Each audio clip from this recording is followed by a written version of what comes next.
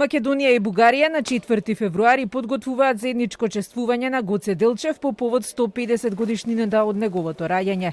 Ова го најави бугарскиот премиер Кирил Петков пред пратениците кој одговараше на прашања посебно од партијата ГЕРБ за тоа што точно е договорено на средбите со македонскиот премиер Ковачевски.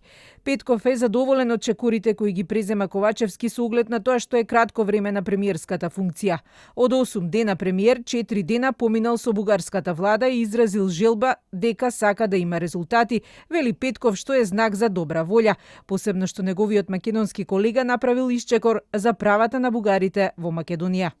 За пръв път от много дълго време на самото интервю министър-председателя Ковачевски каза, че той не вижда проблем с вкарването на българите от Република Северна Македония в тяхната конституция. Не каза време, не се обвърза с времето, но това за пръв път той го обяви. Другото нещо, което се радвам да кажа, че в момента вече не се говори за 5+1, само 2 седмици по-късно вече трябва да смениме цифричката и тя е 4+1.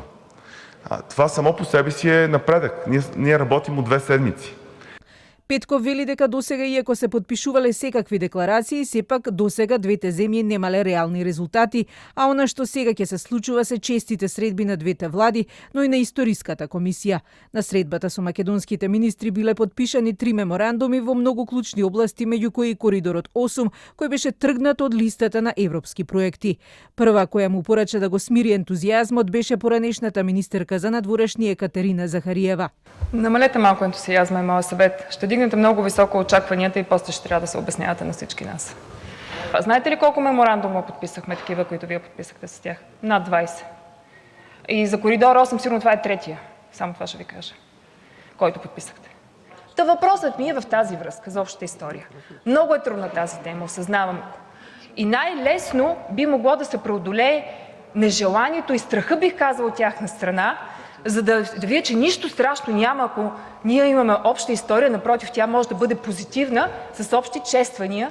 Петков е согласен дека се сведува само на подготовки и ништо не е завршено. Затоа, како што рече, честите меѓувладини средби ќе помогнат да се согледа што реално се исполнува.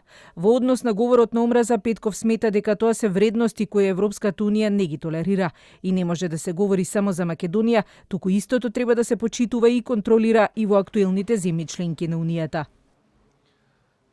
Благодаря за въпроса.